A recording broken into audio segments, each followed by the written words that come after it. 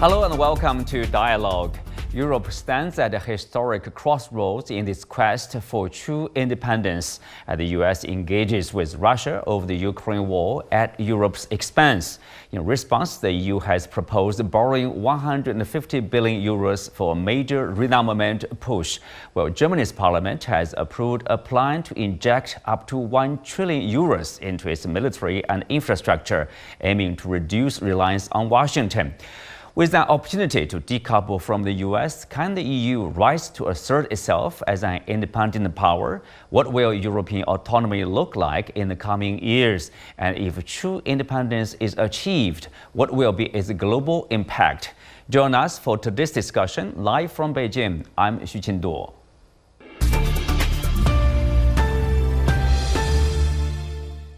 Joining me today are Brandon Andrews, former Hill staffer and entrepreneur, Mark Pinner, head of communications of BE Education Group, and Harvey Dzodin, senior fellow at Center for China and Globalization.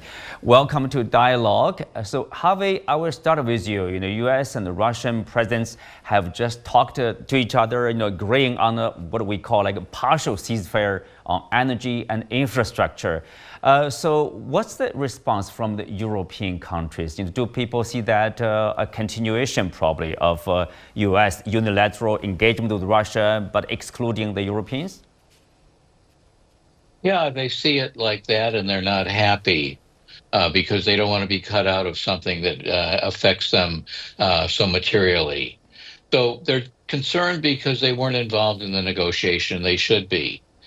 Additionally, they're concerned because the agreement falls very far short of comprehensive peace plan.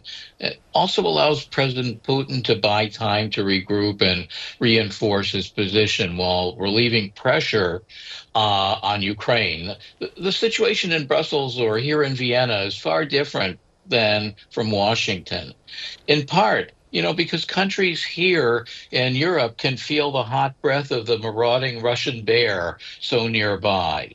And most EU countries are unhappy to not be in control of a situation that potentially threatens them existentially, caused by what we now have to say, their former ally, United States of America.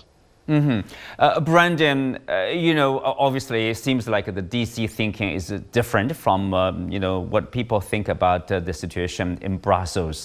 So what is the thinking, what is the reasoning behind this direct engagement with Russia without the presence of Ukraine and the European Union?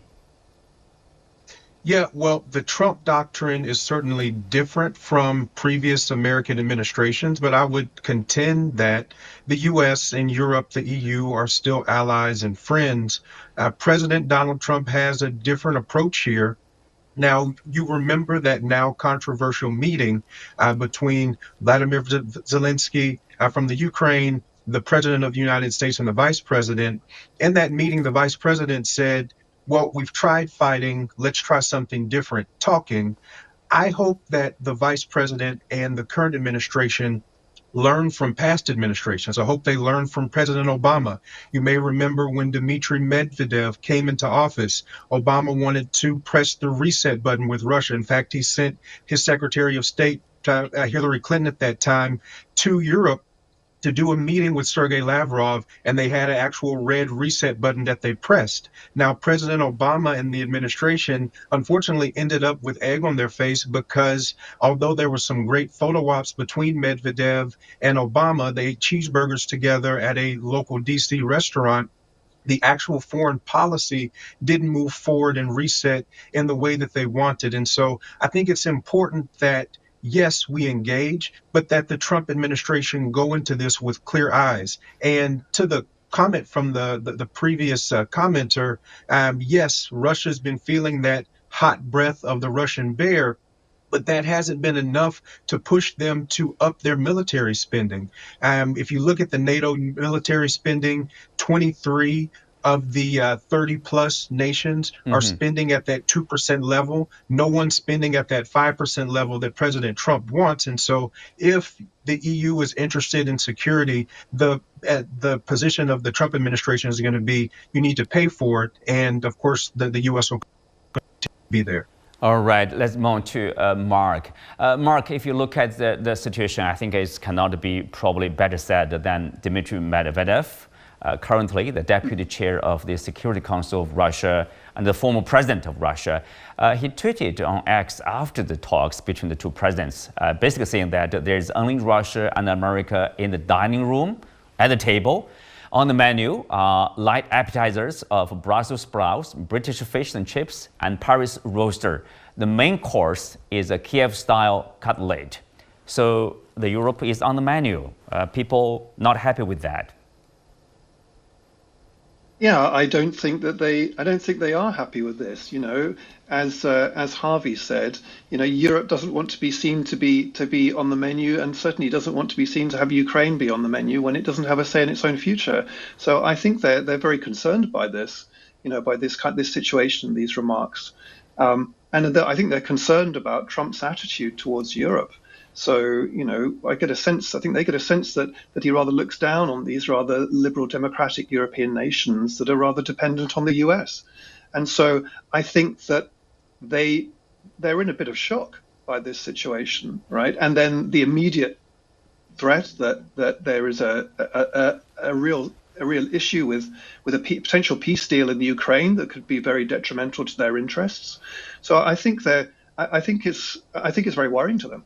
Mm-hmm. Let's say, you know, Harvey here, a lot of people have this maybe guesses, let's say, probably Ukraine will have to accept, make some concessions, for example, accepting the loss of territories, signing mineral agreement with Washington. At the same time, probably it's very hard to get a security guarantee from Washington, at least. Maybe from some European countries, but that was deemed as not enough. So do you think that the European Union, the European countries are ready to accept such a possible reality that the US will be basically, return or shift its attention to its own affair and leave the security issues to the Europeans now? I think, Xinhua, that the EU does not want to knuckle under to the pressure from President Trump. But I think President Trump's done them a favor to focus their attention on the situation not only in Europe but in the world. So I think that the President Trump has focused the thinking of Europe and done them the favor. And they have to realize now that they have to be self-sufficient. I think, like Brandon said, and that the 8-decade-long era of protection by the U.S. nuclear umbrella is no longer ironclad. And that said, the billions in grants and loans allocated by the Europeans that you mentioned earlier is going to come at great cost. And rather than only facing potential external aggression from an emboldened Russia, if Ukraine loses those hundreds of billions, are going to come from other parts of the EU budget, likely raising inflation and also making the public more dissatisfied from cuts in social programs and basic functions of government. So that's all likely to embolden further internal unrest and the right-wing drift on the European continent that I think Russia is going to be happy to encourage and from which it's going to benefit. Well, obviously, there's a lot, let's say, quite an amount of bad blood across the Atlantic right now. Of course, the security issue over Ukraine, over European countries, and also tariff, of course, ideology. But here is I would say, a small episode to just to be indicative of how, the problem, how deep that is probably between the two sides. Here's the White House press secretary commenting, actually responding to a question whether the U.S. will return to the Statue of Liberty. Let's take a listen.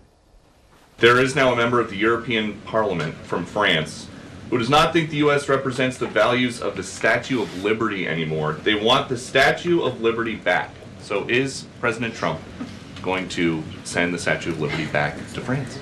Absolutely not. And my advice to that unnamed low-level French politician would be to remind them that it's only because of the United States of America that the French are not speaking German right now. So they should be very grateful to our great country. Brandon, let me have you in here. Do you, it seems like the White House or the Trump people often talk about respecting America. Do you think there's a grievance somehow the Europeans are not grateful enough to Washington for their protection in terms of security? Yeah, the Trump administration is big on these optics. Now, giving back the Statue of Liberty, that's a distraction, and that's, of course, never going to happen. But the Trump administration is big on optics and the way in which politicians, the way in which leaders approach the U.S., the way in which the public or the administration is seen in public really matters in a more significant way. And the ability of folks to have some kind of dissenting opinion, this administration is much more sensitive about that than previous administrations. And so I think it would behoove not just European leaders, but global leaders to understand who is in the White House today, understand how this White House works, understand the personality, and adjust when it comes to communication accordingly. Now, that doesn't mean that Europe should be completely supplicant. I mean, something that came to mind for me, again, back to this meeting with Vladimir Zelensky in the White House, the guy was attacked by Russia. Land has been taken, people have been killed, infrastructure has been lost. And, how nice and how palatable, how amenable do we expect the guy to be when he's being basically forced to agree to a deal that will likely cede territory that he feels like was stolen to Russia? And so I think it's important for the EU and our European allies to understand who's in the White House, but also important for the White House and the administration to understand the very real issues that are at their door and to have a little bit more give and take there. Mark, do you think European leaders understand who is in the White House now? Is there different optics? I think they're well aware that someone's very different in the White House. And as I mentioned, I think they're very concerned about the approach that he may take. But I might point out that some of them seem to be doing a better job at managing Trump than others. So Keir Starmer, when he met Trump, did an extremely good job. And I don't think we were expecting that. Keir Starmer is not such a charismatic politician, but he went to Trump without a big ego, and he handled him very well. He offered a letter of invitation from the king. He talked it up very well, and he didn't get baited into responding in a way like Vladimir Zelensky did. So yes, I very much sympathise with Zelensky's position, like Brendan, as you pointed out. But I think the difference is quite a stark difference in how Keir Starmer handled Trump extremely well. That meeting came off very well indeed, and Zelensky didn't. And I think the other European leaders will be looking to that as a lesson for how to try and manage Trump better. But Mark, behind, below the optics, however different in the White House from probably previous administration, there's a substantial, differences right now between, how Washington sees their interests are, or how European countries see their interests are in vis-a-vis Ukraine. Well, yes. So, the Ukraine is much closer to Europe than it is to the US. And I think what we're seeing is the US is saying, we're not so worried about the security of Europe anymore. You need to take responsibility for it. And I think the Europeans, this is a great surprise to them, but they're having to react very quickly to try and come to grasp with that, because the level of integration between the EU and the US on many levels, economic, military, is quite profound. So for them to have to sort of readjust that is very difficult. And we're going to see that. I think we're going to see that happen. I think this is bringing Europe together. So you see the European leaders all coming together to try and resolve these situations very quickly. It's very difficult, but while it might involve a lot of expenditure and there are social difficulties with that, I think many of the European governments will come closer together and start cooperating quite closely as a result of this, because they see what is a quite serious threat to their own national security, which they have taken for granted over the last 80 years or so. Well, Harvey, of course, in addition to differences over Ukraine and optics over there, but also if you look at, J.D. Vance, the Vice President's first visit to European countries, the Munich Security Conference, he obviously pointed out, for the European Union, your threat is not from Russia or China, it's from within. Of course, there's public support from Washington to those right-wing parties, for example, in Germany there. There's also ideological difference in terms of, probably people are talking the same terms, but the main difference, like freedom, like democracy there.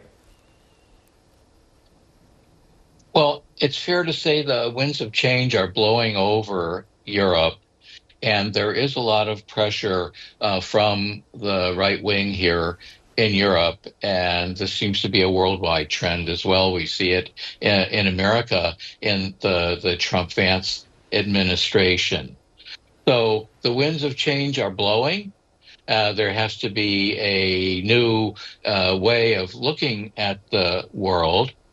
But I do believe that the way we've dealt with these situations in the last 8 decades, in the post-World War II era, is now irrevocably changed so long as we have a Trump or a Vance who are controlling the American government. I think there's still a chance that down the line, if we have further American elections, which Trump had said in one point that we may not, that there might be some realignment in America, but it's still going to be rocky. It's going to be rocky because of the fact that usually in a midterm election, when the Congress is up for reelection, the party outside of power of the White House gains seats. If that happens, you'll have the situation with Republicans in the White House. You'll have Democrats in control of the Congress, perhaps. And it means another couple years of gridlock in America. I'm not sure we can afford all this time with so many existential challenges. The world's getting uglier and uglier. It's not a pretty picture, Shenhua. Well, especially for the Europeans, let's be honest. Of course, they have this strategy. They formed a new strategy called Readiness 2030 strategy. Basically, they are going to increase spending, obviously, on military, the defense capabilities, until the point that they are capable of, defending themselves instead of relying on the U.S. anymore. The theme is about rearming of Europe. They want to mobilize up to 800 billion euros to improve defense capabilities. Germany also alone, as we said at the very beginning, they have this deal approved in the parliament that's worth up to like 1 trillion euros, Harvey here. And so the chancellor in waiting, Friedrich Merz, saying that Germany is back. Well, Harvey, what does that mean? Germany is back. Germany is not, hasn't left Europe to go anywhere. Germany is always there, right? Is back. It's a good question. So I think that it means that Germany is going to be more assertive in its leadership in Europe. It was always an economic leader, and it was often a political leader. But this is a good news, bad news story. The bad news part of it is that we remember a Germany that was a Nazi Germany. We remember the fact that there are those tendencies in Germany, and we see it in the rise of the Alternative for Deutschland party, that there's a substantial portion of people in Germany that believe this. The good news, however, is that Germany now is going away from its position of being fiscally conservative and sees that, as Brandon and Mark have talked about, there needs to be a greater interest from the EU in protecting itself, because it's not going to expect it from the United States. So I think that's the good part of the equation. If you take this a little bit further, though, it's more worrisome, because like I said before, that the more money that goes into defense, the less money is going to go to social programs and things like that Europeans are used to. So I believe that Europe is also on track to political instability. And this is a very complex equation. We're not sure how it's going to play out yet. Brendan, if you look at the differences further between Washington and Brussels, of course, for Washington, obviously, President Trump wants to see a quick end, a peace deal to the Ukraine war in whatever form, basically, I mean, probably meaning Ukraine, will give up the territories, etc. Will suffer a great deal, but still, it's a peace deal.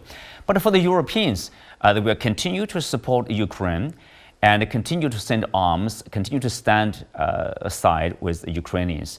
See, the Ukrainians is doing, the Europeans are doing the opposite of what the Trump administration is doing. Do you see there's a compromise, or they are basically departing from each other apart, on policies here? I think there's some alignment, but there's going to be a critical inflection point when it comes to these Russia-Ukraine negotiations. So President Donald Trump has pushed our European allies to commit more, to spend more, and to take more action when it comes to their national defense and when it comes to the defense of the EU. They're moving forward, and so there's alignment in that. However, this coalition of the willing, 30 plus countries that Macron from France and others have gathered together that have said they would be willing to come to Ukraine's defense, to be part of some kind of peacekeeping force. They want to be involved, but Russia does not want them to be involved. Russia might accept UN peacekeepers as part of some kind of security guarantee, but they're not going to want EU-specific security guarantees. And so that's a critical inflection point in these negotiations. Neither side is showing willingness to back down when it comes to the EU and Russia. The EU hasn't been in the negotiations, the US has been. And so we'll see what happens moving forward. So there is alignment. The security apparatus is growing in the EU, but we're at this critical inflection point, and that's really where the conflict is going to be.